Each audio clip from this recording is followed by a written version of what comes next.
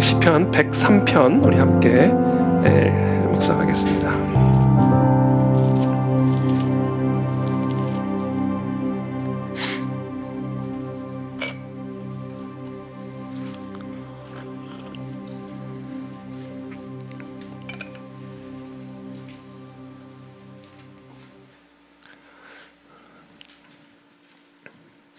이게 무슨 잡음이 좀 나는데요?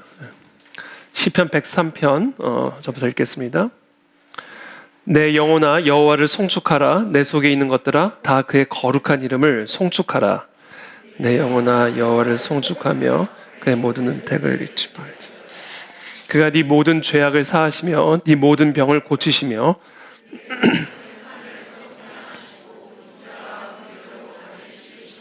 좋은 것으로 내 소원을 만족하게 하사 내 청춘을 독수리같이 새롭게 하시는도다.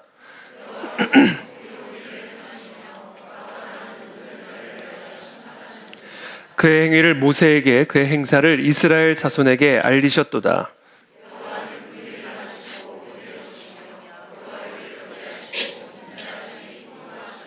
자주 경책하지 아니하시며 노를 영원히 품지 아니하시리로다. 우리의 죄를 따라 우리를 처벌하지는 아니하시며 우리의 죄악을 따라 우리에게 그대로 갚지는 아니하시며 이는 하늘이 땅에서 높음같이 그를 경외하는 자에게 그의 인자하심이 크심이로다.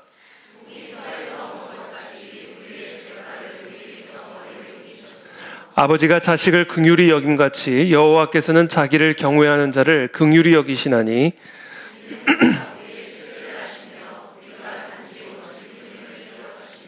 인생은 그날이 풀과 같으며 그 영화가 들의 꽃과 같도다.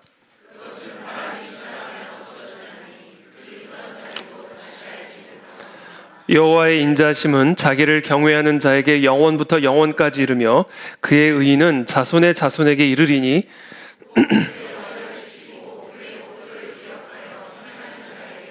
여호와께서 그의 보좌를 하늘에 세우시고 그의 왕권으로 만유를 다스리시도다.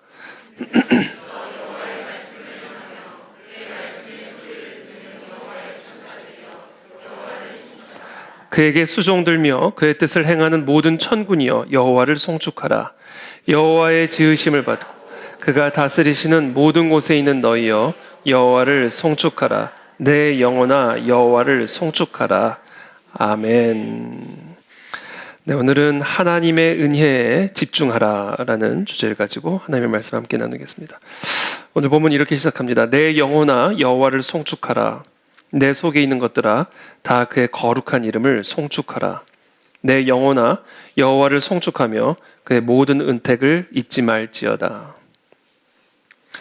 이 말씀은 이렇게 우리가 풀어서 말씀을 드릴 수가 있습니다. 내 영혼아 여호와를 송축하며 여호와의 은혜를 기억하라. 여호와의 은혜를 항상 기억함으로 여호와를 송축하라. 이 말씀입니다. 우리가 하나님을 찬양하고 예배하기 위해서 우리가 이 자리에 모이는 이유는 우리에게 베푸신 하나님의 은혜를 기억하기 위함인 것입니다.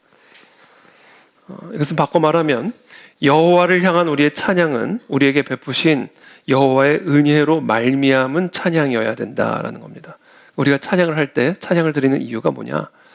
우리에게 베푸신 여호와의 은혜 때문에 드리는 찬양이 되어야 된다라는 것이죠.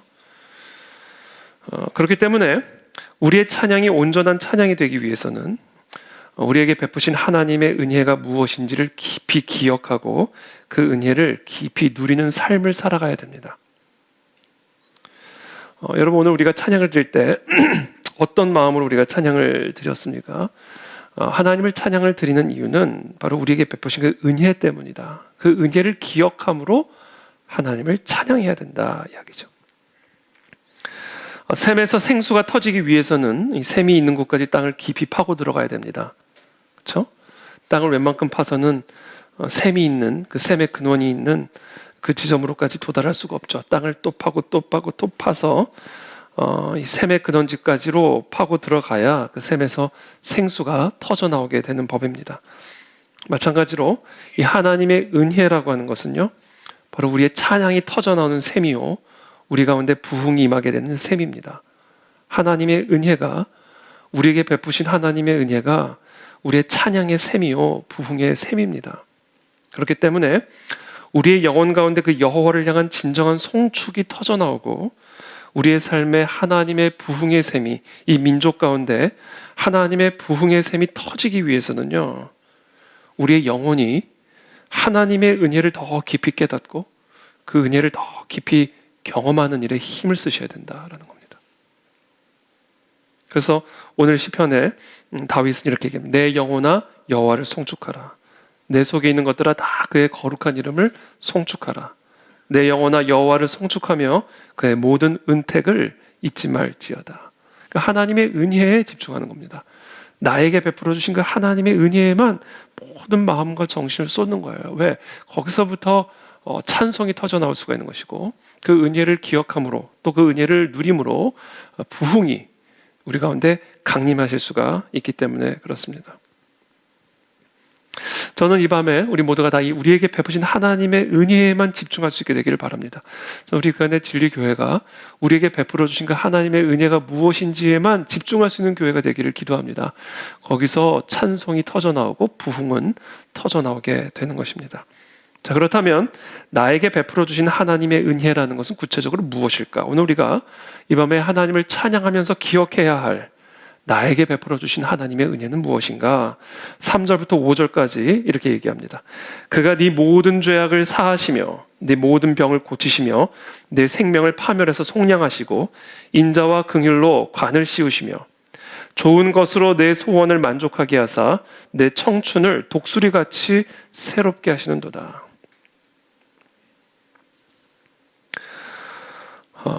저와 여러분들은 오늘 이 자리에 하나님의 어떤 은혜를 갈망하는 마음으로 나오셨습니까? 여러분, 우리 모두가 다 하나님의 은혜를 갈망하잖아요. 이 밤에도 하나님 우리에게 은혜를 베풀어 주시기를 갈망하는 마음으로 우리가 다 이 자리에 모였잖아요. 그렇죠? 어떤 은혜를 갈망하는 마음으로 이 자리에 모이셨습니까? 여러분들은 오늘 이 밤에 어떤 은혜를 받기를 원하세요? 질병을 고쳐주시는 은혜를 기대하시는 분들도 계실 것이고, 또 좋은 것으로 우리의 소원을 만족하게 하시는 그런 하나님의 은혜를 기대하시는 분들도 있을 겁니다. 그러나 여러분, 오늘 이 밤에 우리가 반드시 기억해야 할 사실은 이 모든 은혜들은 한 가지의 은혜로부터 흘러나온다라는 사실. 우리가 원하는, 또 우리가 갈망하는 질병을 치유하고 좋은 것으로 우리의 소원을 만족하게 하시는 이와 같은 하나님의 은혜들은 한 가지의 은혜로부터 흘러나오는 은혜의 새끼들입니다.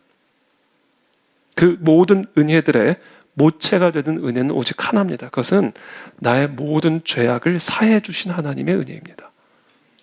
여러분, 이 은혜에 우리가 집중을 해야 됩니다.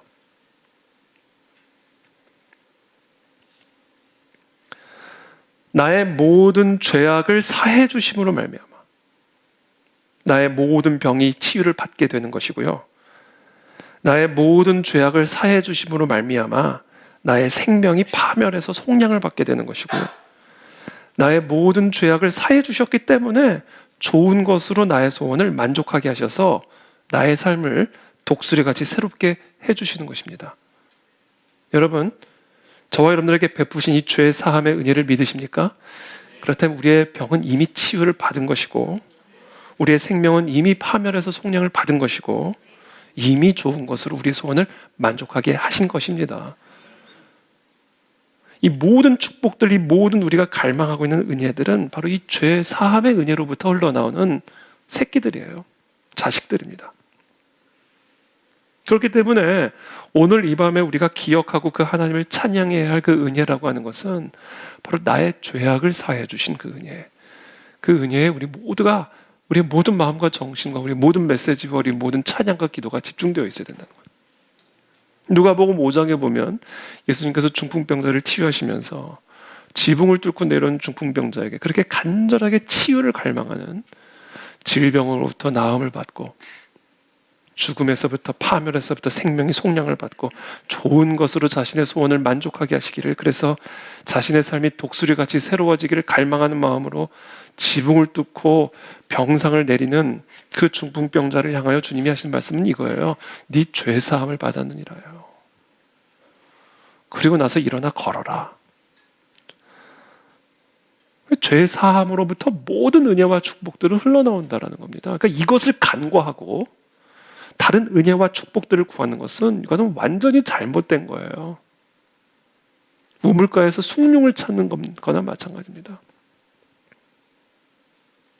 속된 말로 헛다리를 잡는 거예요. 그렇죠? 우리에게는 질병의 치유도 필요하고 좋은 것으로 우리 마음의 소원이 만족된 것도 당연히 필요하고 독수리처럼 새롭게 날아오르는 새 힘도 필요하고 우리 모두에겐 이와 같은 은혜들이 필요합니다. 근데 이 모든 은혜들은 단 하나의 은혜의 샘으로부터 터져나온다는 거예요. 나의 죄악을 사해 주신 은혜. 여기 우리의 모든 초점이 맞춰져 있어야 됩니다. 그래서 부흥을 보면, 부흥사를 보면, 교회사를 보면 언제나 이거예요. 나 같은 죄인을 살리신, 나의 모든 죄악을 사하시고 나 같은 죄인을 하나님의 자녀로 삼아주신 그 은혜에 집중할 때 거기서부터 지휘병이 치유를 받고 사회가 치유를 받고 민족이 치유를 받고 놀라운 세계사적인 변화들이 일어나게 되는 것을 보게 되는 것이죠. 바로 죄 사함의 은혜를 기억함으로부터 시작된 일들이다라는 거예요. 그러므로 저는 이 시간 축복합니다. 저와 여러분들의 삶에 그와 같은 부흥의 역사가 강림하시기를 갈망한다면 오늘 이 밤에 우리의 죄악을 사해 주신 그 은혜를 노래하고 찬양하고 그 은혜를 더 깊이 깨달아 누리시게 되기를 축복합니다. 그래서 이렇게 얘기합니다. 그래서 그가 네 모든 죄악을 사하시며 3절이죠. 그가 네 모든 죄악을 사하시며 거기서부터 모든 게 나온다라는 거예요. 자, 그렇다면 죄악이란 무엇일까요? 죄악이란 창세기로 돌아가야 됩니다.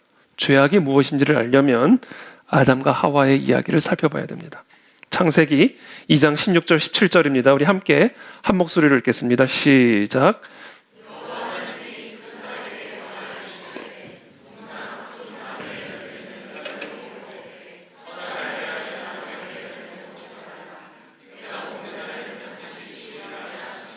그렇죠?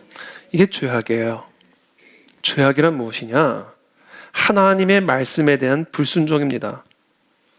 선과 악은 너희가 판단하는 게 아니라 내가 판단하는 것이고 내 진리, 내 말이 선과 악의 기준이야. 그 선과 악을 알게 하는 나무의 열매를 먹는 날에는 반드시 죽으리라. 왜 죽어요? 먹으면 죽는다고 말씀을 하셨기 때문에 죽는 겁니다. 하나님의 말씀에 대한 불순종, 그게 죄악입니다. 그리고 그 인간의 불순종의 결과로 하나님의 사법적인 심판이 가해졌습니다. 그와 같은 하나님의 심판을 성경에서는 하나님의 진노라고도 표현을 하고요. 또 하나님의 저주라고도 표현을 합니다. 다 같은 이야기예요. 하나님의 심판과 하나님의 저주, 하나님의 진노는 다 인간의 불순종으로 말미암은 하나님의 사법적 심판의 결과물입니다. 그래서 아담과 하와의 후손으로 태어난 우리 모두가 다 아담과 하와의 그 원죄로 말미암아 하나님의 저주를 받은 저주받은 자로 태어나서 저주받은 자로 살다가 그 저주로 인해 죽을 수밖에 없는 저주받은 존재가 되어버린 거예요. 모든 인간은요, 다 저주받은 인간들입니다. 그게 다 우리의 조상이 되는 아담과 하와의 원죄 때문이에요. 하나님의 말씀에 불순종함으로 말미암은 그 사법적 심판으로 인해 그 후손으로 태어난 우리 모두까지도 다 저주받은 존재가 된 겁니다. 그래서 원죄로 인한 원저주들이 모든 사람들의 삶에 있어요.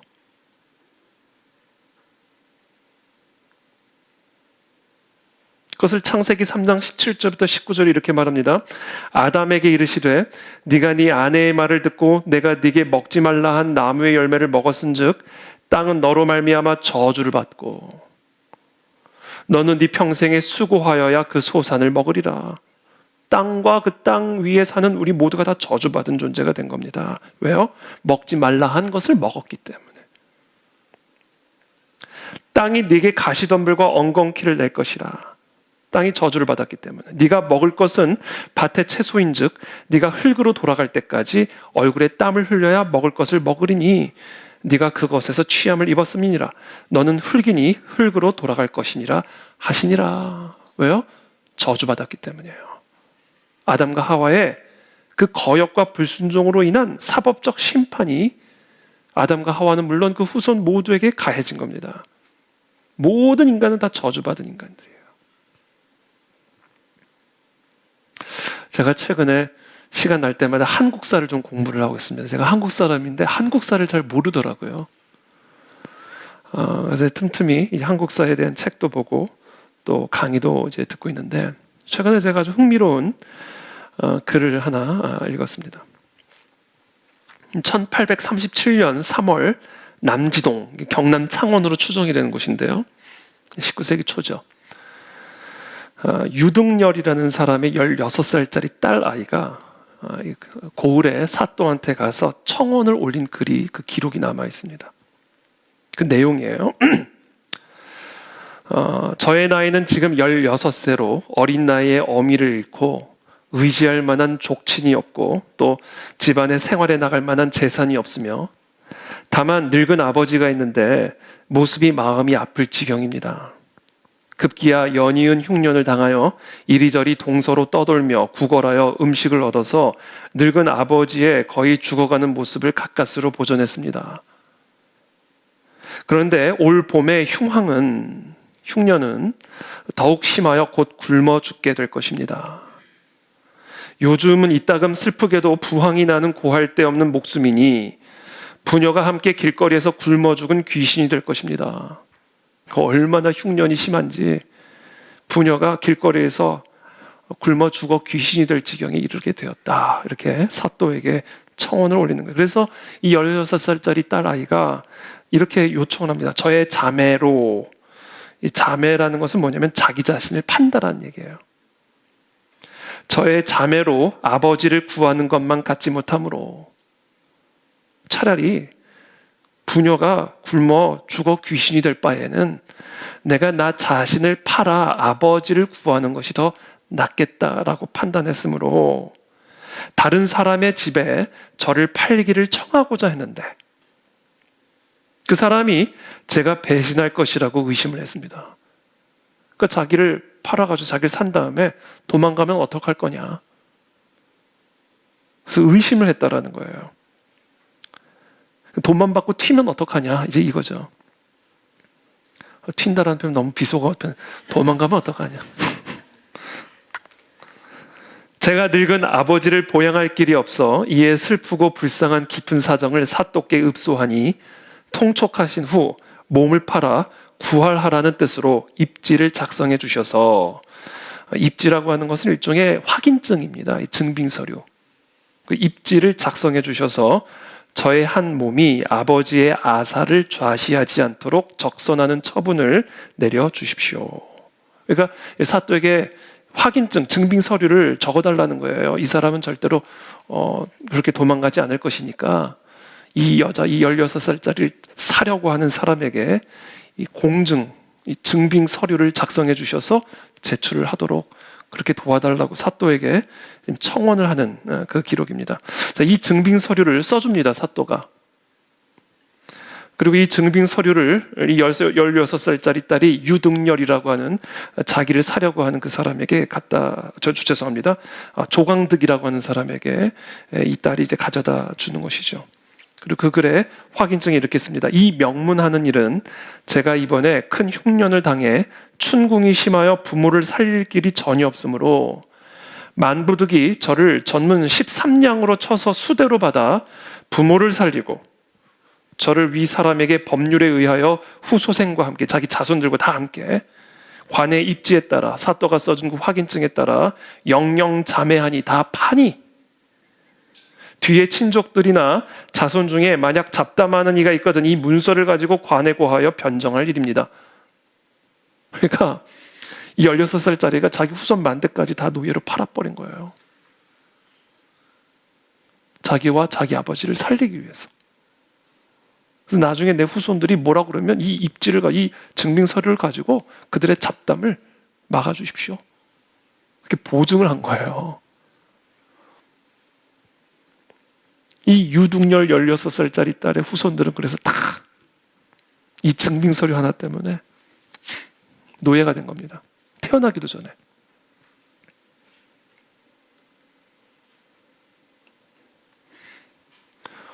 아, 바로 이거구나. 이게 우리 죄인된 모습의 현실이구나. 아담과 하와의 불순종으로 말미암아 그 후손들이 다 죄의 노예로 팔려버렸구나, 마귀에게. 그게 우리의 실존이구나. 사도 바울이 이 이야기를 계속하고 있는 거구나, 로마서에서.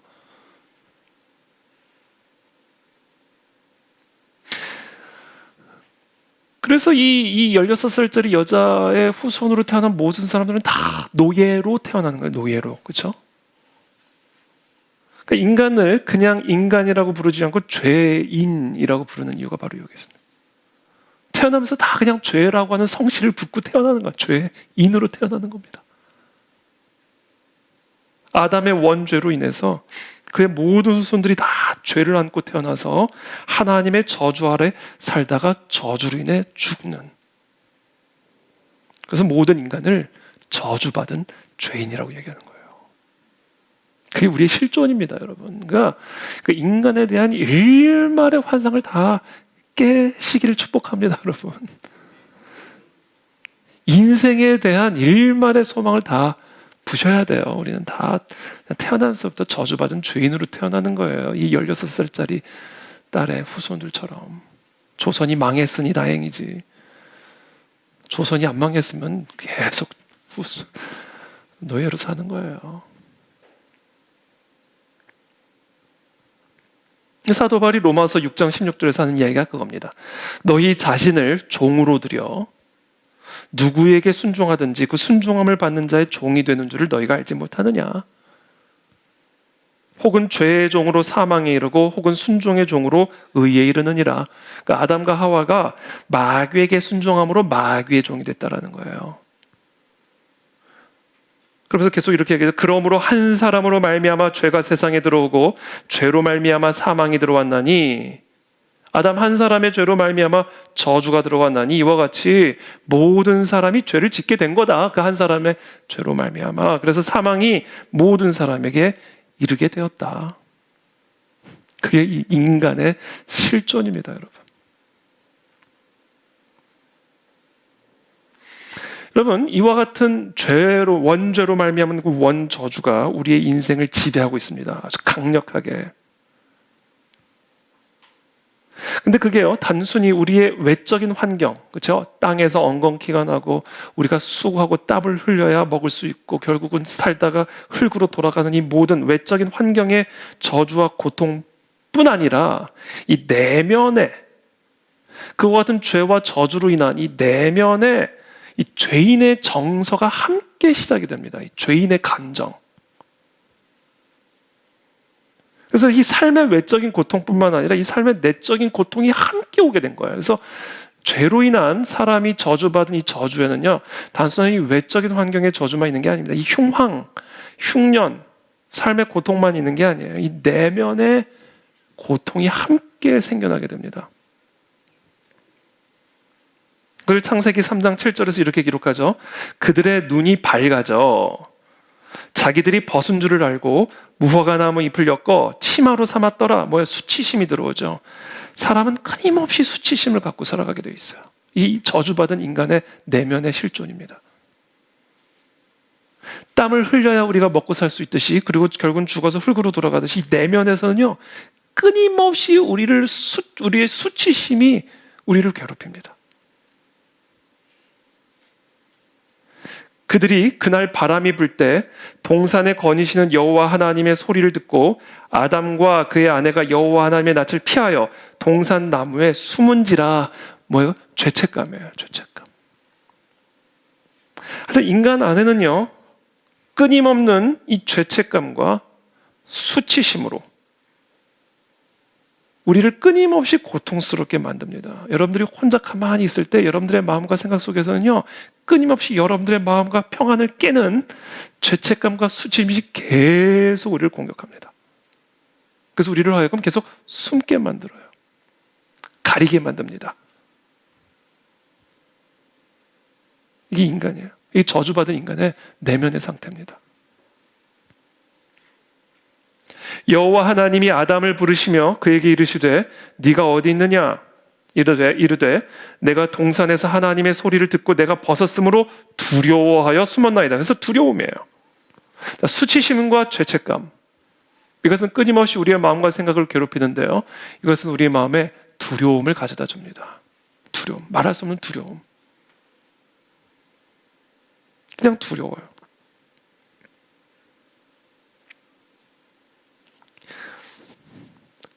이르시되 누가 너의 벗었음을 네게 알렸느냐? 내가 네게 먹지 말라 명한 그 나무 열매를 네가 먹었느냐? 하나님의 말씀이죠. 지금 이 아담과 하와 안에 발견되어지는 이 저주받은 내면의 상태, 죄책감과 수치심과 두려움, 그것이 바로 먹지 말라 명한 그 나무의 열매를 먹은 것으로 인한 결과라는 사실을 하나님이 말씀하시는 거예요. 불순종으로 인한, 하나님의 말씀에 대한 불순종으로 인하여 사람의 내면이 평강과 기쁨의 지배를 받고 있는 것이 아니라 어떤 이유인지도 모르는 죄책감과 수치심, 그리고 그것으로 인한 두려움에 사로잡히게 되었음을 하나님이 우리에게 말씀해주고 계시는 겁니다. 아담이 이르되 하나님이 주셔서 나와 함께 있게 하신 여자 그 나무 열매를 내게 주므로 내가 먹었나이다. 저 여자, 하나님이 함께 하신 저 여자가 준 열매를 먹어서 이렇게 됐습니다. 미움이죠. 원망이죠. 비방이죠. 그리고 이 모든 미움과 원망과 비방은 궁극적으로 하나님을 향하고 있죠. 하나님이 주신 저 여자가 내게 저것을 먹게 함으로 내가 이와 같은 상태가 되었습니다. 이렇게 거죠. 하나님에 대한 적의죠. 적의. 그럼 이게 아담과 하와의 원죄로 인해서 그 후손으로 태어난 우리 모든 인간들의 내면의 상태입니다. 이거는요. 말 안 해도 이게 다 우리 안에 있어요. 이게 우리를 시달리게 만듭니다. 사람들하고 만날 때 이것이 우리를 시달리게 만들고요. 어떤 계획을 꿈꿀 때 이것이 나를 시달리게 만들고요. 어떤 꿈을 꿀 때, 어떤 비전을 품을 때, 어떤 소망을 품으려고 할 때, 행복을 바랄 때 끊임없이 우리 안에 있는 이 수치심과 죄책감, 그리고 그것으로 인한 두려움과 염려가, 미움과 원망과 비방이 계속 우리의 마음을 갉아먹어버리죠.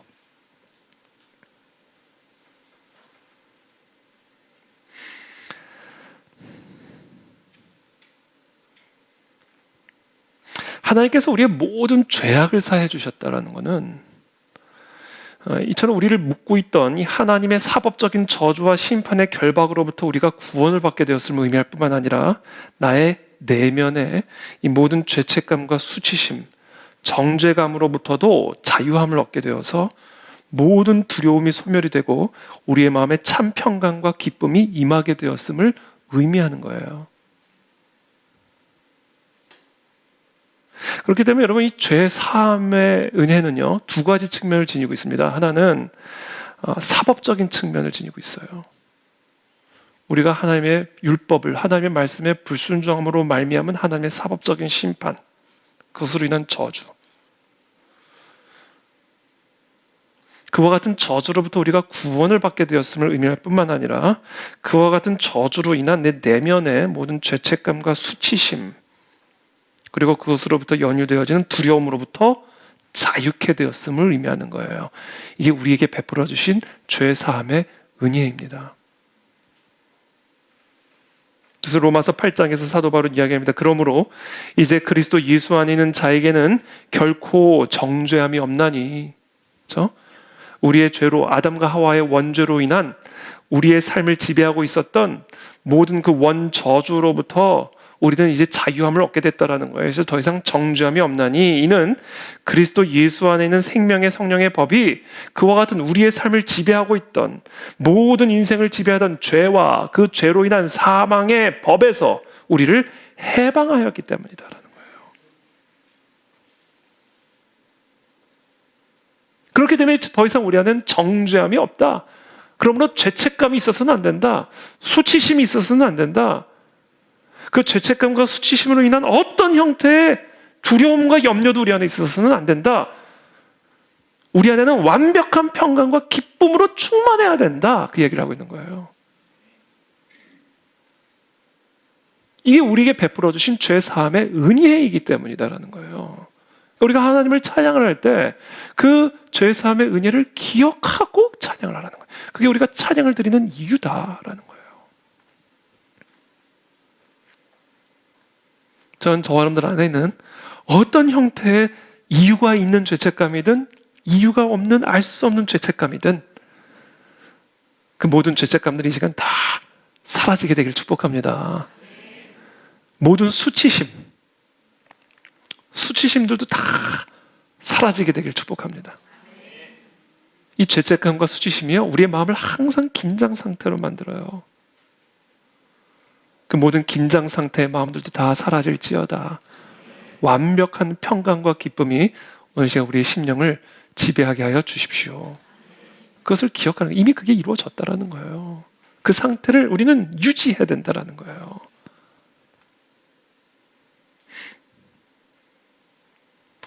지금 로마서를 마치고 지금 어떤 말씀을 이제 로마서 언제 끝날지 모르겠습니다만 거의 끝나가는데, 끝나면 지금 어떤 주제로 말씀을 나눌까 좀 기도하는데, 오늘 하나님이 이렇게 주신 게 있어요. 근데 그건 제가 아직은 발표는 안 하고 좀 더 확정을, 하나님 확신을 더 주시면 그때 제가 나눌게요. 여러분, 건강한 영성, 이 건강한 영성은요, 이 건강한 감정으로 표출이 됩니다. 여러분, 이걸 꼭 기억하셔야 됩니다. 진짜 건강한 영성은, 진짜 좋은 믿음이라고 하는 것은, 진짜 하나님과의 친밀한 교제를 누리는 그리스도인의 건강한 영성은요, 건강한 감정으로 표출이 돼요. 건강한 정서로 표출이 됩니다. 여러분, 기도도 열심히 하고 찬양도 열심히 하고 교회 생활도 열심히 하는데 정서적으로 건강하지 않으면 건강한 영성이 아니에요. 건강한 영성을 가진 사람은요, 건강한 감정, 건강한 정서를 가진 사람이에요. 기쁠 때 기뻐할 수 있고, 슬플 때 슬퍼할 수 있고, 아프면 아프다고 말할 수 있고, 이 마음의 평강과 기쁨이 항상 충만해가지고요, 그 마음의 평강과 기쁨으로 사람을 대하고 자신의 삶을 대하는 사람, 이게 건강한 영성이에요. 그거를 가지고 우리의 영성을 판단할 필요가 있어요. 좀. 그래 우리가 더 자유해질 수 있고요, 그래 우리가 더 온전한 하나님의 은혜를 누릴 수가 있습니다. 그래서 우리가 그냥 덮어놓고 기도만 할 게 아니라, 덮어놓고 찬양만 할 게 아니라, 그냥 덮어놓고 예배만 드릴 게 아니라, 내가 과연 건강한 감정 질서를 갖고 있는가? 내 정서가 건강한가? 이걸 우리가 끊임없이 점검하면서 건강하지 않은 그 정서의 영역들이 감지가 된다면 그것들을 자꾸 예수 그리스도의 대속의 은혜로 치유해 나가고 변화시켜 나가야 돼요. 로마서 14장 17절에서 사도 바울이 이렇게 얘기합니다. 하나님의 나라는 먹는 것과 마시는 것이 아니요 오직 성령 안에 있는 의와 평강과 희락이라. 의가 뭐예요? 불의의 죄 사함의 은혜예요. 우리의 모든 죄 사함, 그 의예요. 그러니까 예수 그리스도의 보속의 보혈의 피로 죄 사함을 받은 그 은혜를 받은 자들에게서는 평강이 나오고 희락이 나오게 되어 있단 말이에요. 이게 구원받은 그리스도인들의 정서가 되어야 된다는 겁니다.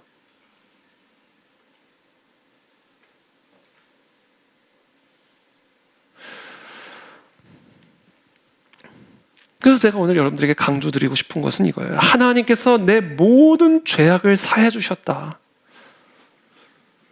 이 사실을 우리가 더 깊이 묵상을 하고 우리가 더 깊이 누려야 됩니다. 거기서부터 참된 평강과 희락이 터져나오게 되는 거예요. 그때 우리는 참된 부흥을 맞이하게 되는 겁니다. 그래서 저는 우리 그 안에 즐겨 우리 모든 성도님들의 건강한 정서가 회복이 되기를 예수님의 이름으로 축복합니다. 그것은 건강한 영성, 즉 나에게 베풀어 주신 그 죄 사함의 은혜를 내가 깊이 경험하고 누릴 때 거기서부터 흘러나오게 된다라는 것이죠. 자, 그와 같은 은혜를 누리기 위해서는 우리가 어떻게 죄사함을 받게 되었는가를 정확하게 알고 계셔야 되고요. 그리고 그것을 항상 기억하고 계셔야 됩니다. 103편 4절이죠. 네 생명을 파멸해서 속량하시고. 하나님께서 우리의 죄를 어떻게 용서해 주셨는가? 속량이라고 하는 방법으로 우리의 죄를 사해 주셨어요. 하나님이 우리를 하나님의 그 심판과 저주로부터 우리를 구원하신 방법은요, 속량이에요. 속량. 속량의 은혜로 우리를 그 모든 심판과 저주의 결박으로부터, 그 노비 문서로부터 우리를 자유케 해주신 거예요. 속량이란 게 뭡니까? 값을 대신 지불하는 게 속량이잖아요. 그 16살짜리 그 자매를 돈을 주고 사는 거예요. 그리고 그 자매를 자신의 노예로 데려간 게 아니라 풀어준 거예요. 이게 속량이에요. 돈을 주고 사서는 풀어준 거예요. 그게 사도 바울이 이야기한 속량이 로마 시대에 사용됐던 용법이에요. 종을 사서 풀어주는 거예요.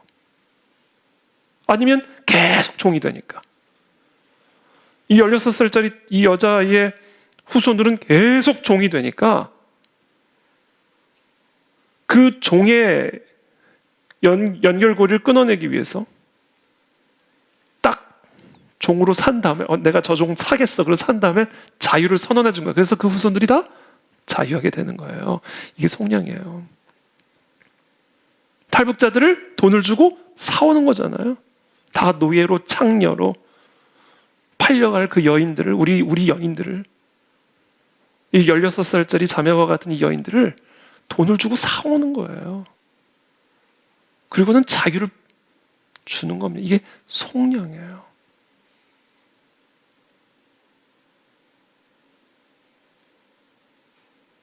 그렇다면 이 속량이 누구에 의해서 이루어진 것인가? 또 어떻게 이루어지게 되었는가? 이걸 우리가 정확하게 알고 계셔야 된다.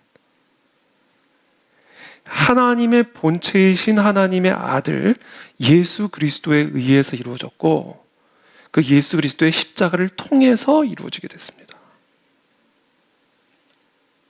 로마서 3장 23절입니다. 모든 사람이 죄를 범하였으며 하나님의 영광에 이르지 못하더니 그리스도 예수 안에 있는 속량으로 말미암아 하나님의 은혜로 값없이 의롭다 하심을 얻은 자 되었느니라. 이거예요. 그리스도 예수 안에 있는 속량으로 말미암아 하나님의 은혜로 아무런 값이 없이 그냥 의롭다 하심을 얻은 자 된 거예요. 어떤 의? 하나님의 의롭다 하심. 내가 하나님의 의로운 자가 됐다는 거예요. 저의 의의가 어느 수준이냐면 하나님의 의라는 거예요. 별로 놀라지를 않으시네. 아니, 제 의의가 하나님의 의라니까요. 여러분 안 놀라우세요? 아니, 그런 형식적인 말 말고. 진짜 터져 나와야 되는 거예요. 이걸 여러분들이 오늘 밤에 곰곰이 묵상해 보세요. 한번. 이게 얼마나 놀라운 이야기인지. 이걸 그냥 머리로만 이해할 게 아니라 여러분들이 정서적으로 한번 생각을 해보세요. 이태희의 의가 하나님의 의라는 거, 하나님의 의. 여러분, 여러분들의 의가 하나님의 의예요. 하나님의 의로움과 같은 의가 여러분들의 의라는 거예요. 내가 어떤 사람인지 상관이 없는 거예요. 왜요? 예수 그리스도의 속량 때문에. 하나님이 내 죄를 대신해서 그 죄의 저주를 다 받으심으로 의롭다 하심을 얻었다는 얘기가 하나님의 의와 같은 의, 그리스도와 같은 의를 갖게 되었다라는 거예요. 여러분, 이게 확고하게 세워져야 됩니다. 여러분, 우리 안에. 이거는 겸손의 문제가 아니에요. 저의 의는 그리스도의 의예요. 그리스도의 의와 같은 의예요, 여러분.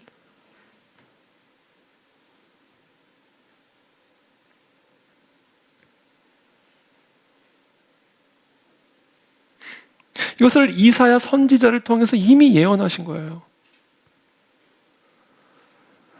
이사야서 53장 4절부터 말씀해 그는 실로 우리의 질고를 지고 우리의 모든 저주죠. 예수 그리스도에 대한 예언을 한 거예요, 이사야 선지자가. 그는 실로 우리의 질고를 지고 우리의 슬픔을 당할 거예요. 여러분 혹시 여러분들의 삶에 지금 질고가 계십니까? 질고가 있으십니까? 고난이 있으세요? 어떤 이유로든 슬픔을 당하셨습니까? 예수 그리스도께서 우리의 질고를 지고 우리의 슬픔을 당하셨대요. 근데 우리는 생각했대요. 그는 징벌을 받아 하나님께 맞으며 고난, 그 사람의 죄로 말미암아 징벌을 받아 하나님께 고난 당한다. 이렇게 생각했다라는 거예요, 사람들이. 그가 찔림은 우리의 허물 때문에 찔린 거래요. 그가 상함은 우리의 죄악 때문에 상함을 입으신 거라는 거예요. 그가 징계를 받음으로 우리는 평화를 누리고 그가 채찍에 맞음으로 우리는 나음을 받았도다. 우리는 다 양 같아서 그릇 행하여 각기 제 길로 갔거늘 여호와께서는 우리 모두의 죄악을 그에게 담당시키셨도다. 제가 이거를요 이번 주에 깊이 묵상을 했어요. 정서적으로 묵상을 했어요, 여러분. 정서적으로. 여호와께서 우리의 모든 죄악을 그에게 담당시키셨도다. 이 말씀을 제가 묵상을 하는데 제 마음에 얼마나 큰 자유함이 많은지. 그가 내 모든 죄악을 담당하셨대요, 여러분. 저 여러분들이 어떤 죄인이든지 상관이 없이, 그 죄로 말미암아 우리가 어떤 저주를 받았든지 상관없이 우리의 모든 죄와 그 죄로 인한 저주를 하나님이 그에게 담당시키셨대요. 그리고는 우리에게 평화를 주셨고 우리에게 나음을 주셨대요. 그러니까 마치 이것은 이런 거예요. 우리의 모든 더러운 옷들을 다 벗겨주시고요, 완전한 새 옷을 갈아입혀 주신 거예요. 얼마나 좋습니까? 찢어지고 더럽혀진 우리의 옷을 다 벗기시고 완전히 새 옷을 입혀주신 거예요. 여기서 말하는 새 옷이란 뭡니까? 하나님의 의. 하나님의 의를 이 예수 그리스도의 속량으로 말미암아 우리에게 옷 입혀주셨다는 거예요. 노비를 사다가 큰 한복을 입혀준 거예요. 그 창녀로 팔려가는 탈북자들을 데려다가 큰 드레스를 입혀준 거예요. 잔치를 베풀어 주는 거예요. 이게 속량의 은혜입니다. 이게 우리에게 베풀어 준 속량의 은혜예요.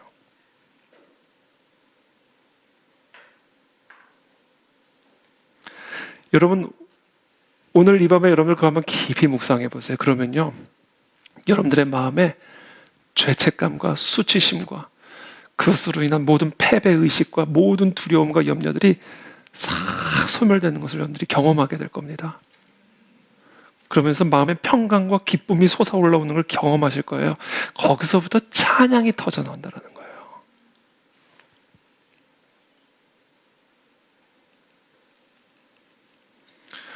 그래서 여러분, 우리가 우리의 자아상을 이제 완전히 바꿔. 누가 뭐래도 나는 그리스도의 의와 같은 의를 가진 사람이다. 누가 나한테 뭐라 그래도 나는 하나님의 의를 가진 사람이에요. 그 감격과 기쁨을 가지고 살아가시기를 축복합니다. 정죄함을 허용하지 마세요.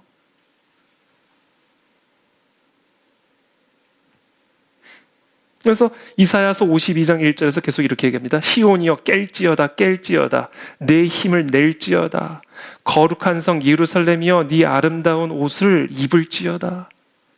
이제부터 할례 받지 아니한 자와 부정한 자가 다시는 내게로 들어옴이 없을 것임이라. 너는 티끌을 털어버릴지어다. 예루살렘이여 일어나 앉을지어다. 사로잡힌 딸 시온이여 네 목의 줄을 스스로 풀지어다. 왜요? 여호와께서 이와 같이 말씀하시되 너희가 값없이 팔렸으니 돈 없이 속량되리라. 어떠한 지불도 없이 값없는 하나님의 은혜로 속량을 받을 것이기 때문에 시온이여 깨어나라. 일어나라. 티끌을 털어버려라. 사로잡힌 딸 시온이여 네 목의 줄을 스스로 풀어라. 자유함이 자유함. 죄책감의 사슬, 수치심의 그 목에 매인 줄로부터 스스로 빼버리라는 거예요. 네 손으로.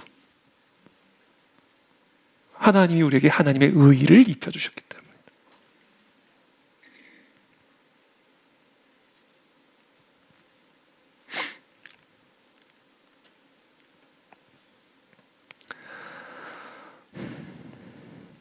이 속량의 은혜를 우리가 깊이 깨달을 때 비로소 우리의 영혼이 깨어나게 됩니다.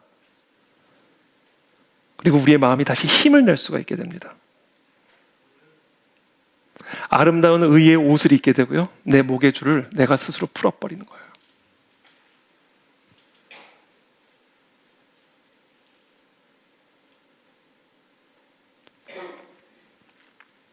그러면서 이렇게 얘기합니다. 이사야서에서 계속해서 이렇게 이야기합니다. 잉태하지 못하며 출산하지 못한 너는 노래할지어다. 산고를 겪지 못한 너는 외쳐 노래할지어다.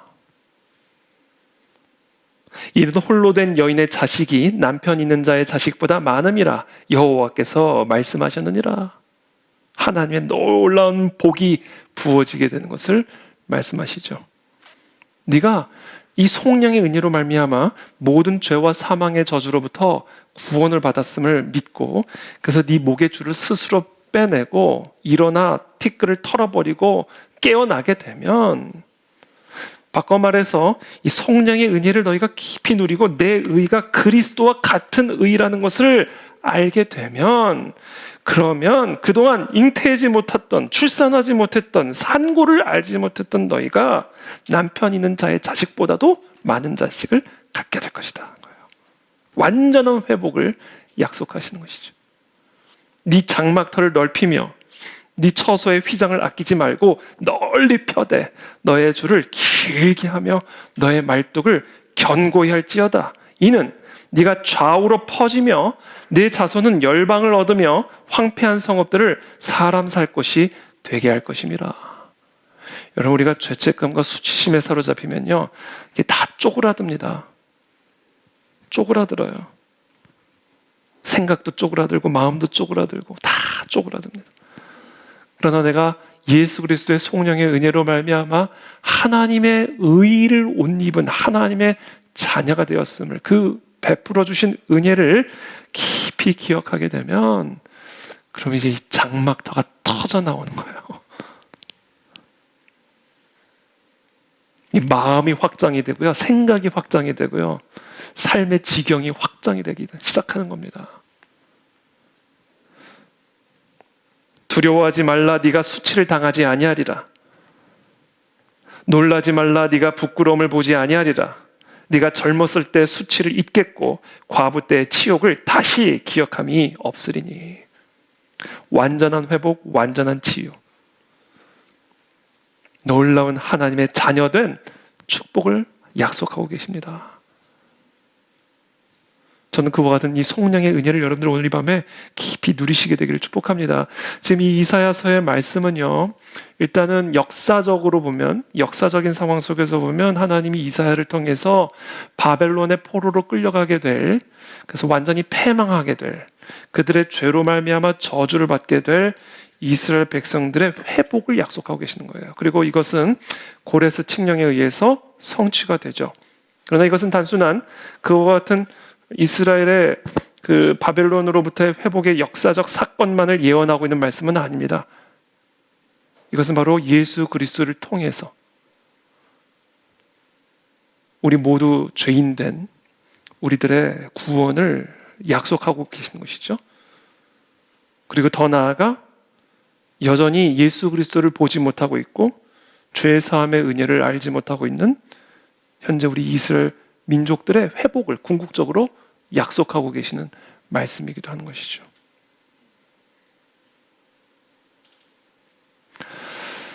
이게 바로 우리에게 베풀어 주신 성령의 은혜예요.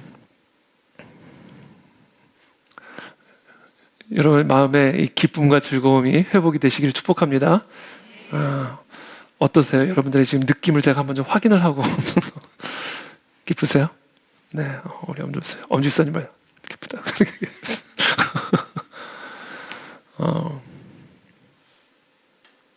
근데 여러분 이와 같은 성령의 은혜를 누리기 위한 조건이 있습니다. 두 가지를 간략하게 말씀드릴게요. 그리스도께서 십자가에서 이미 모든 우리의 죄와 벌, 그리고 죄와 병, 죄와 모든 저주를 이미 감당하셨다라고 이사야서는 우리에게 말씀합니다. 그렇죠? 우리의 모든 허물로 그리스도가 찔리셨고, 그래서 우리에게 나음을 주셨고 우리에게 평안을 주셨다 이렇게 말씀하셨어요. 그렇죠? 이미 죽음을 이기시고 부활을 하셨습니다. 이미 우리에게 승리를 주셨어요. 이건 다 과거형이에요. 2000년 전에 십자가에서 이미 다 이루어진 이야기다라는 거예요. 그러니까 이 십자가의 성령의 은혜와 능력이 실제로 우리의 삶 속에 나타나 우리의 장막터가 넓혀지고 처소의 휘장이 널리 펴지고 좌우로 우리의 자손이 퍼져나가는 놀라운 하나님의 자녀된 권세를 누리기 위해서는 그리스도의 십자가 상에서 우리의 모든 저주가 다 감당하셨고, 예수님이 감당하셨고, 그리고 그 예수 그리스도의 죽음을 이기시고 부활하신 것으로 말미암아 이미 우리의 모든 저주는 끊어졌고, 우리의 모든 병은 치유됐고, 우리의 마음에 만족할 만한 소원들은 이미 얻게 되었음을 송축하라는 거예요. 이걸 믿음으로 송축하라는 겁니다. 그게 오늘 시편 103편에 나오는 이야기예요. 내 영혼아 여호와를 송축하라. 내 속에 있는 것들아 다 그의 거룩한 이름을 송축하라. 그의 모든 은택을 잊지 말지어다. 그러니까 예수 그리스도께서 우리의 모든 죄와 저주를 감당하시고 십자가에서 죽으시고 사흘 만에 부활하신, 그래서 우리의 모든 저주를 다 감당하셨고 그분이 저주를 받음으로 우리가 나음을 얻었고 우리가 평안을 얻었고 우리가 승리를 얻었음을, 이미 얻었음을 기억하고 송축하라는 거예요. 그때 그 십자가의 승리의 능력이 우리의 삶에 나타난다라는 겁니다. 눈에 보이는 아무런 증거가 없어도, 손에 잡히는 아무 증거가 없어도 예수 그리스도께서 우리의 모든 저주를 십자가에서 대신 담당하셨으니 그 사실을 믿음으로, 그 사실을 기억함으로 이미 치유받았음을 선포하고 찬양하라는 거예요. 이미 다 해결된 것으로 선포하고 찬양하라는 겁니다. 많은 사람들이 하나님이 놀라운 은혜를 누리지 못하는 이유는 순서가 바뀌었어요. 받아야 찬양을 한다 생각해요. 보여져야 송축한다고 생각해요. 그러니까 아무 일도 안 일어나는 거예요. 그 순서가 뒤바뀐 겁니다. 이미 끝났다라는 거예요. 이미 주어졌고 이미 치유를 받았고 이미 나음을 얻었다는 겁니다. 이미 우리의 모든 삶에 있었던 저주들은 이미 다 끝났다라는 거예요. 그러니까 여전히 눈에 보이는 것이 없고 손에 잡히는 것이 아무것도 없어도 그 예수 그리스도께서 이미 다 감당하셨고 다 끝내셨음을 기억하고 찬양하라는 거예요. 그때 그 십자가의 능력이 우리 삶에 나타난다라는 겁니다.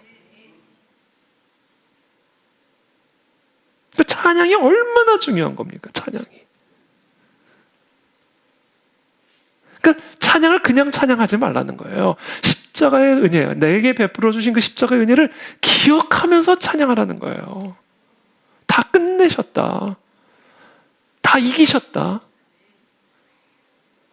이것을 기억하고 감사함으로 찬양하라는 겁니다. 그때 그 찬양을 통해서 하나님의 놀라운 능력이 우리의 삶에 나타나기 시작한다는 거예요. 기적이.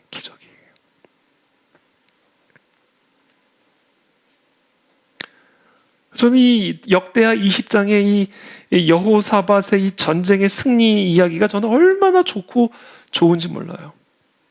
정말 사방에 우겨쌈을 당하는, 모든 적군으로 우겨쌈을 완전히 당하고 있는 그 여호사밧이 도저히 이걸 어떻게 전쟁을 할 수 없는 그런 상황 속에서 여호사밧과 그 백성들이 무엇을 했냐면 21절에 이렇게 말해요. 역대 20장 21절에 백성과 더불어 의논하고 노래하는 자들을 택하여, 노래하는 자들을 택해서요. 지금 연합군이 이 여호사밧을 치려고 완전히 사방을 둘러싸고 있는 상황 속에서 지금 이 여호사밧이 행한 거는 뭐냐면요, 장군들을 선택한 게 아니에요. 전쟁에 능한 사람을 택한 게 아닙니다. 노래하는 자들을 택합니다. 뭐 지금 소풍갑니까? 노래하는 자들을 택하게. 전쟁하러 가잖아요. 그것도 승산이 거의 없는. 그 상황 속에서 노래하는 자들을 택해서 거룩한 예복을 입히고 군대 앞에서 행진하며 여호와를 찬송하여 이르기를 여호와께 감사하세 그의 인자하심이 영원하도다, 그렇게 해라 명령한 거예요. 하나님이 이스라엘에게 베푸셨던 그 일을 기억하고 모세에게 베푸셨던 그 일을 기억하고 그 인자하심이 이 민족과 함께함을 기억하고 여호와를 찬송하며 군대 앞에서 행진해라 이거예요. 십자가상에서 예수 그리스도께서 우리를 위해서 행하신 그 모든 일들을 기억하고 그 십자가를 찬양하면서 행진하라는 거예요. 여러분, 그러면 모든 홍해 다 갈라집니다. 여러분, 지금 여러분들이 어떤 질고와 고통 속에 있다 할지라도 다 갈라집니다. 여러분요. 그러니까 어려울수록 기억하고 찬양해야 돼요. 노래하는 사람을 선택하잖아요. 이 상황에서.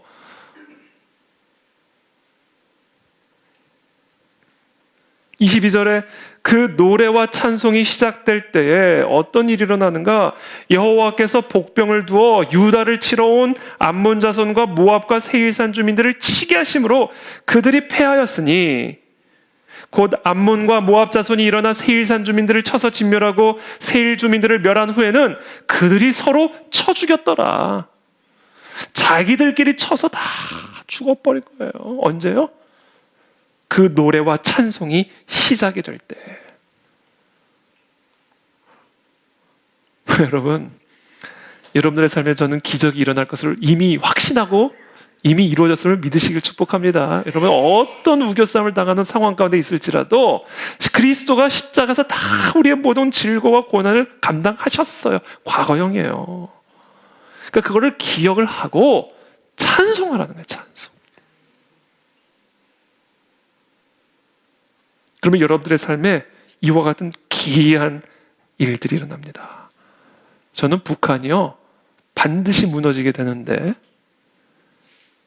자기들끼리 자멸할 거라고 저는 생각합니다. 요새 하나님의 말씀을 계속 묵상하는데 하나님이 북한이 그런 식으로 무너지게 될 거라는, 모르겠어요. 이게 진짜 하나님의 말씀인지 아닌지 제가 감히 지금 말할 수는 없지만 그런 마음의 확신이 생겨요. 자기들끼리 죽일 거라는 거예요. 자기들끼리 무너지게 될 거라는 거예요. 성령이 나타나는 일관된 하나님의 역사입니다.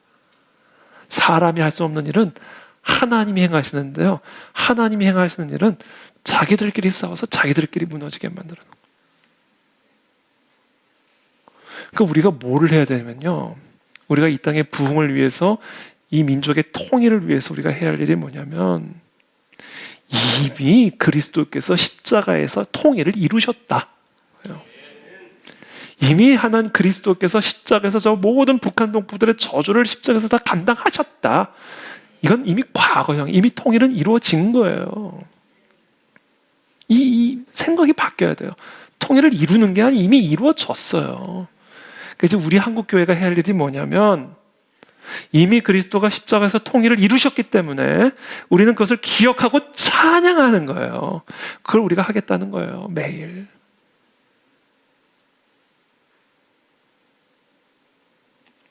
그러면 어느 순간이 되면 이런 일들이 일어날 거라고요, 북한 안에서.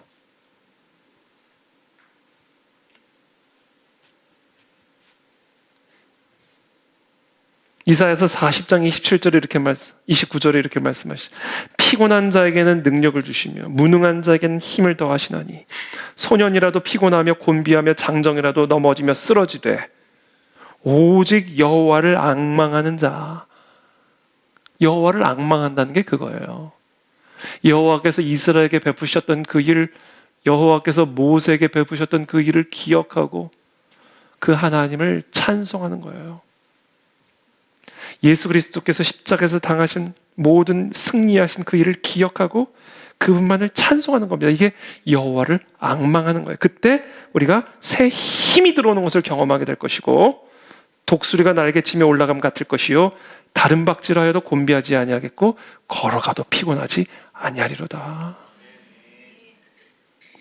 찬송에 달려 있습니다. 그냥 찬송이 아니라 이미 이겼음을 기억하는 찬송.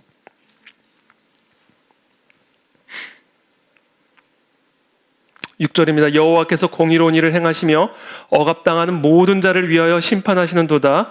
그의 행위를 모세에게 그의 행사를 이스라엘 자손에게 알리셨도다. 그렇죠? 행위를 모세에게 행하시고 이스라엘 자손에게 행하신 그 놀라운 기이한 일을 통해서 이스라엘에게 이미 그와 같은 일들이 약속되었음을 보여주셨다. 8절에 여호와는 긍휼이 많으시고 은혜로우시며 노하기를 더디하시고 인자하심이 풍부하시도다. 자주 경책하지 아니하시며 노를 영원히 품지 아니하시리로다. 우리의 죄를 따라 우리를 처벌하지는 아니하시며 우리의 죄악을 따라 우리에게 그대로 갚지는 아니하셨으니 이는 하늘이 땅에서 높음같이 그를 경외하는 자에게 그의 인자하심이 크심이로다. 동이 서에서 먼 것 같이 우리의 죄과를 우리에게서 멀리 옮기셨으며 아버지가 자식을 긍휼히 여김같이 여호와께서는 자기를 경외하는 자를 긍휼히 여기시나니 이는 그가 우리의 체질을 아시며 우리가 단지 먼지뿐임을 기억하심이로다. 인생은 그 날이 풀과 같으며 그 영화가 들의 꽃과 같도다. 그것은 바람이 지나가면 없어지나니 그 있던 자리도 다시 알지 못하거니와 여호와의 인자하심은 자기를 경외하는 자에게 영원부터 영원까지 이르며 그의 의는 자손의 자손에게 이르리니 곧 그의 언약을 지키고 그의 법도를 기억하여 행하는 자에게로다.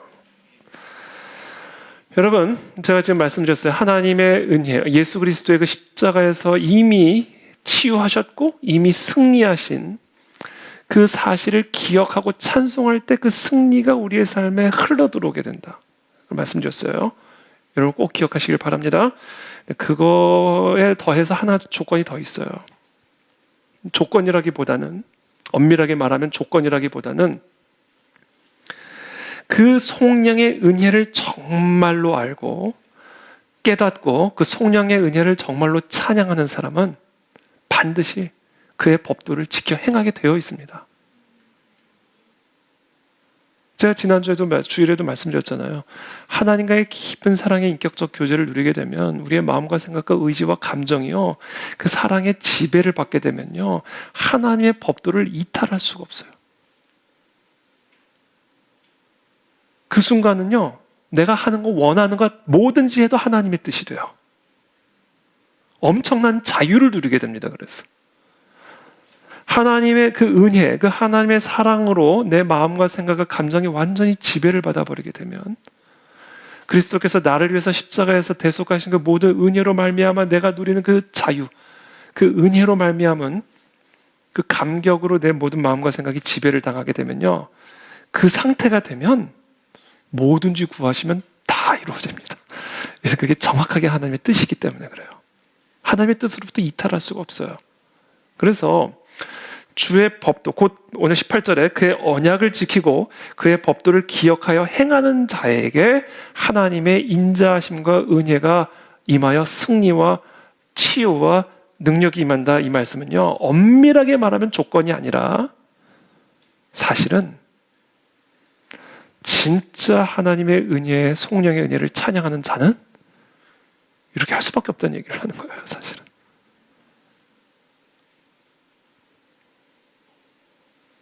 같은 얘기를 하는 겁니다. 그러니까 하나님의 은혜를 기억하고 찬양하는 자와 그의 법도를 지켜 행하는 자는 같은 사람이에요. 같은 거예요, 이게.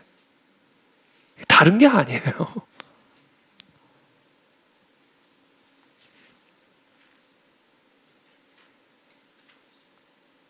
은혜를 알면요, 그 은혜에 합당한 삶을 살게 되어 있습니다. 이건 그래서 추가적인 조건이 아니에요. 은혜를 알고 은혜에 합당한 삶을 살아야 된다. 이게 추가적인 조건이 사실은 아니에요. 그렇게 표현은 하지만 사실은 은혜를 알면 무조건 은혜에 합당한 삶을 살게 되어 있어요. 하나님의 뜻으로부터 이탈을 할 수가 없어요. 하나님의 은혜의 지배를 받는 사람은. 십자가 대속의 은혜로 말미암아 우리에게 이미 승리가 주어졌음을 알고 그것을 누리는 삶을 사는 사람은 아무리 노력을 해도 하나님의 법도를 이탈할 수가 없다고요. 뭐를 해도 하나님의 법도를 행하게 되어 있다고요.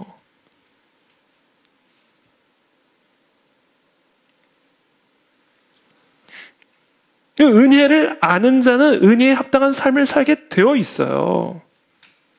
이건 분리될 수가 없는 한 몸이에요. 그래서 사도 바울이 로마서 6장 1절에서 이렇게 말합니다. 그런즉 우리가 무슨 말을 하리요? 은혜를 더하게 하려고 죄에 거하겠느냐? 그렇게 되는 게 아니다. 그 얘기하는 거예요. 그럴 수 없느니라. 그러니까 죄가 더한 곳에 은혜가 더했다. 더 많은 죄를 지었으면 더 많은 은혜가 베풀어져 가지고 우리를 하나님의 의와 같은 의를 옷 입게 하셨다. 그 얘기를 쭉 하다가 사람들의 반문을 생각한 거예요. 예상되어지는 반문. 그러면 은혜가 더해지기 위해서 좀 죄를 더 져야 되겠네. 그거는 네가 은혜를 몰라서 하는 얘기야. 그 얘기하는 거예요. 진짜 은혜를 아는 사람은 그럴 수가 없어. 그 얘기를 하는 거예요. 그건 불가능한 일이야. 물고기가 날겠다라는 건 똑같은 얘기야. 그거는 은혜가 그런 게 아니야. 그 얘기를 하는 거예요. 죄에 대해 죽은 우리가 어찌 그 가운데 더 살리요. 로마서 6장 15절에서 똑같이 얘기해. 그런즉 어찌하리요? 우리가 법 아래 있지 아니하고 은혜 아래 있으니 죄를 지으리요? 그럴 수 없어. 그거는 그렇게 될 수가 없는 거야. 그 얘기를 하는 거예요. 은혜가 뭔지를 모르니까 그런 얘기를 하는 거예요. 하나님의 은혜에 지배를 받은 사람은 죄를 지을 수가 없어요.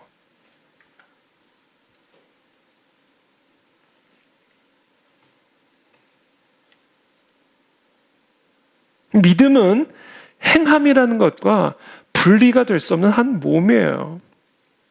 이건 바꿔 말하면 믿음이라고 하는 것은 반드시 행함의 열매를 맺게 되어 있다. 은혜라고 하는 것은 반드시 은혜의 행함이라는 열매를 맺게 되어 있다.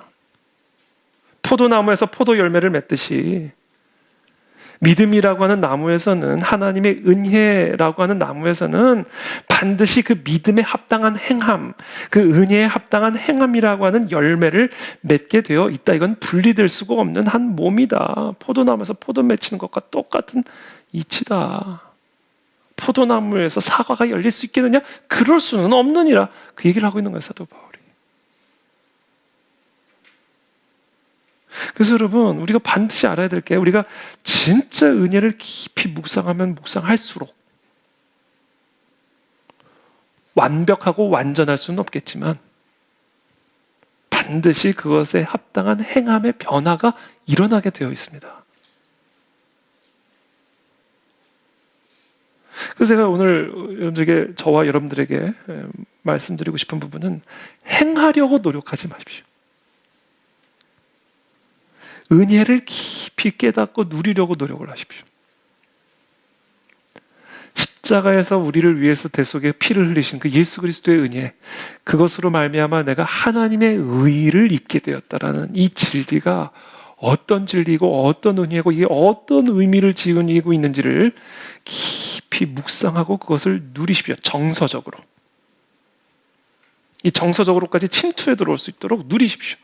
나는 의로 내 모든 죄책감과 수치심들은 다 소멸될지어다. 사람들의 의식할 필요도 없고 사람들의 평가에도 흔들릴 필요 없고 나는 하나님의 의를 입은 사람이야. 누가 나를 뭐라 해도 나는 그런 사람 아니야. 나는 의로운 사람이야. 왜? 그리스도의 속량 때문이야.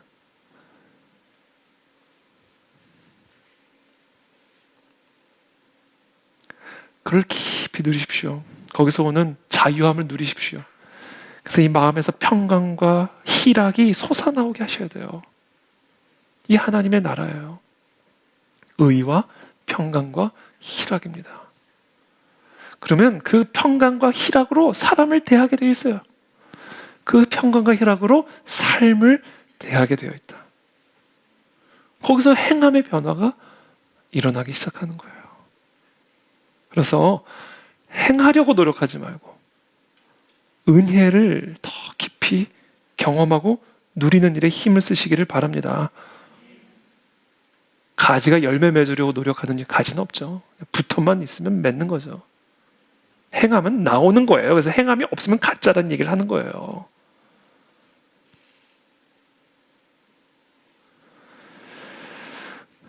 그걸 이제 19절부터 22절에 결론을 짓습니다. 여호와께서 그의 보좌를 하늘에 세우시고 그의 왕권으로 만유를 다스리시도다.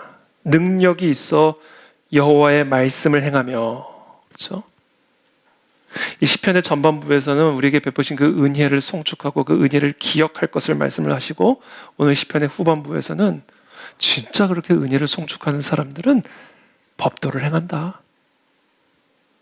여호와의 말씀을 행하며 그의 말씀의 소리를 듣는 여호와의 천사들이여 여호와를 송축하라. 그렇죠? 여호와를 송축하는 자들은 그 말씀의 소리를 행하는 자들이다. 이건 분리될 수 없는 한 몸이다. 그에게 수종들며 그의 뜻을 행하는 모든 천군이여 여호와를 송축하라. 여호와의 지으심을 받고 그가 다스리는 모든 곳에 있는 너희여 여호와를 송축하라. 내 영혼아 여호와를 송축하라. 아멘. 그와 같은 우리 모두가 되기를 축복합니다. 이것이 부흥운동이고 이것이 통일운동입니다. 그리스도께서 십자가에서 이미 우리의 모든 질병을 치유하셨고 우리의 모든 마음의 소원들을 만족시키셨고 이미 우리에게 승리를 주셨습니다. 개인적으로 뿐만 아니라 민족적으로 예수 그리스도께서는 이미 우리에게 통일을 주셨고 이미 이스라엘을 회복하셨습니다. 십자가에서 이미 이루셨어요. 이미 미래는 끝장이 난 거예요. 미래에 대해서 관심을 가질 필요가 없어요. 미래가 어떻게 될까? 미래는 이미 결정이 된 거예요. 십자가에서. 문제는 오늘 이 현재 속에서 이미 이루어진 그 미래를 감사하고 송축하냐 안 하냐, 거기에 달린 문제예요. 미래가 어떻게 될까? 여기에 여러분 더 이상 신경 쓰실 필요가 없다니까요. 이미 끝난 게임이라니까요.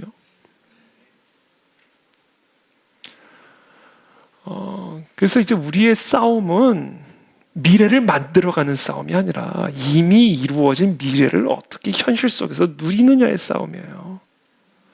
그 방법이 송축이다. 십자가에서 행하신 일을 기억하고 찬양하라. 그와 같은 송축하는 자들은 반드시 여호와의 말씀을, 법도를 지켜 행하게 되어 있다. 이게 오늘의 시편 103편의 메시지입니다. 그래서 우리가 해야 할 일을 하나님의 은혜에 집중하시기를 축복합니다.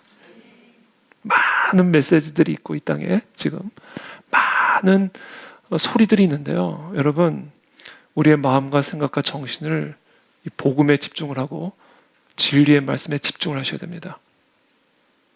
거기서부터 진정한 부흥이 일어날 수가 있습니다. 하나님은 오늘날 이 시대 우리가 하나님의 십자가의 은혜에 집중하시기를 원하죠. 그리고 십자가의 은혜를 통해서 이미 이루어졌음을 기억하기를 원하십니다. 그리고 그것을 기억함으로 찬양하는 일에 집중하시기를 원합니다. 두려워하는 것이 아니라, 염려하는 것이 아니라, 우리의 힘과 의지와 노력으로 무언가를 이루려고 하는 것이 아니라 이미 이루어진 것을 감사와 찬양함으로 이 땅에서 누리는 거, 이게 바로 오늘 하나님이 우리를 향한 하나님의 뜻이다. 저는 우리 가야대 지리교리 모든 성도들이 그와 같은 누림을 누리시게 되기를 예수님의 이름으로 축복합니다. 기도하겠습니다.